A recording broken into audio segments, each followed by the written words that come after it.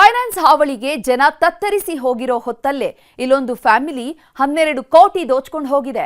ಬಂಗಾರದ ಚೀಟಿ ಹೆಸರಲ್ಲಿ ಕೋಟಿ ಕೋಟಿ ಹಣ ಕಲೆಕ್ಟ್ ಮಾಡಿಕೊಂಡು ನೂರಾರು ಜನರಿಗೆ ಉಂಡೆನಾಮ ಉಜ್ಜಿದ್ದಾರೆ.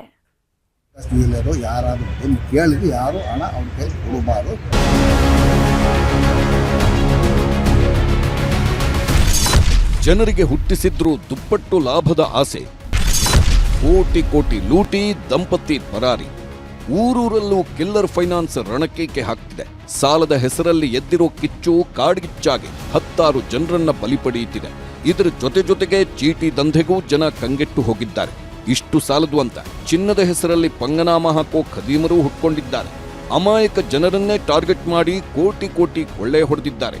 ಚಿನ್ನದ ಮೇಲೆ ಚೀಟಿ ಹಾಕಿದ್ರೆ ದುಪ್ಪಟ್ಟು ಲಾಭ ಆಗುತ್ತೆ ಅಂತ ಮಂಕುಬೂದಿ ಎರಚಿ ನೂರಾರು ಜನರನ್ನ ಬೀದಿಗೆ ತಂದು ನಿಲ್ಲಿಸಿದ್ದಾರೆ. ಇವರೇ ನೋಡಿ, ಕೋಟಿ ಕೋಟಿ ಬಾಚ್ಕೊಂಡು ಹೋದ ಕಿಲಾಡಿ ದಂಪತಿ.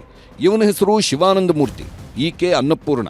25 ವರ್ಷದಿಂದ ತುಮಕೂರಲ್ಲಿ ಆಕಾಶ್ ಜ್ಯುವೆಲ್ಲರಿ ಶಾಪ್ ನಡೆಸ್ತಿದ್ದ ಇವರು ಊರೋರ ನಂಬಿಕೆ ಗಳಿಸಿದ್ರು. ಚಿನ್ನ ಮಾರೋದ್ರ ಜೊತೆಗೆ ಚಿನ್ನದ ಮೇಲೆ ಹೂಡಿಕೆ ಮಾಡೋದು, ಚಿನ್ನದ ಮೇಲೆ ಚೀಟಿ ವ್ಯವಹಾರ ನಡೆಸೋದೆಲ್ಲ ಮಾಡ್ತಿದ್ರು. ಇವ್ರ ಮಗ ಆಕಾಶ್ ಅನ್ನೋರು ವೈದ್ಯ ಬೇರೆ.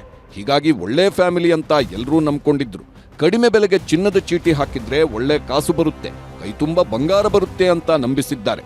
ಹೀಗಾಗಿ ನೂರಾರು ಮಂದಿ ಲಕ್ಷ ಹಣ ಹೂಡಿಕೆ ಮಾಡಿದ್ರು. ಯಾವಾಗ 12 ಕೋಟಿಯಷ್ಟು ಹಣ ಕೈಗೆ ಸಿಕ್ತೋ ಇಡೀ ಕುಟುಂಬ ಎಸ್ಕೇಪ್ ಆಗಿದೆ. ಅವನ ಮಗನ ಕುಂಭಕ್ಕಿನ ಮೇಲೆ ಅವನ ಮಗನೇ ಪೊಲೀಸ್ ಸ್ಟೇಷನ್ ಕಂಪ್ಲೇಂಟ್ ಕೊಟ್ಟರು. ತಂದೆ ಮಿಸ್ಸಿಂಗ್ ಕಂಪ್ಲೇಂಟ್ ಕೊಟ್ಟು ಇದನ್ನು 4ನೇ ತಾರೀಕು. ಸಾರ್ವಜನಿಕ ಅನಾನುಕೂಲ ಆಗಬಾರ್ದು. ಮತ್ತು ಯಾರು ಅವನೇ ಆಗಲಿ, ಅವನ ಮಗನೇ ಆಗಲಿ, ಅವನ ಹೆಂಡತಿರಾಗಲಿ, ಮತ್ತು ಬೇರೆ ಇತರೆ ಪದಾಧಿಕಾರಿಗಳಾಗಲಿ ಆಕಾಶ್ ಜ್ಯುವೆಲ್ಲರು ಯಾರಾದರೂ ಬಂದು ಕೇಳಿದ್ರೆ ಯಾರು ಹಣ ಅವನ ಕೈ ಕೊಡಬಾರ್ದು.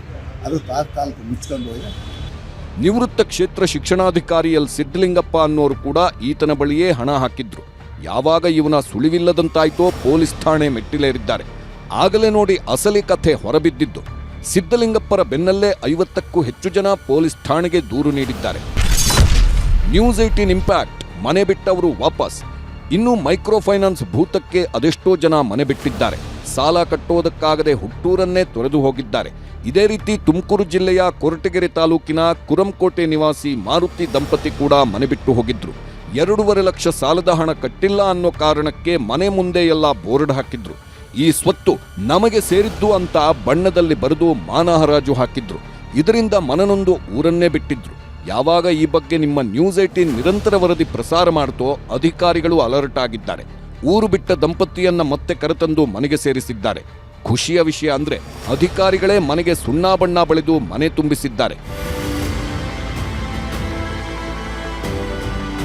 ಒಟ್ನಲ್ಲಿ ಮೋಸ ಮಾಡೋರು ಊರು ತುಂಬ ಹುಟ್ಕೊಂಡಿದ್ದು, ಕಂಡೋರ ಕಾಸಿಗೆ ಕನ್ನ ಹಾಕುವವರಿಗೆ ತಕ್ಕ ಶಿಕ್ಷೆ ಆಗಬೇಕಿದೆ.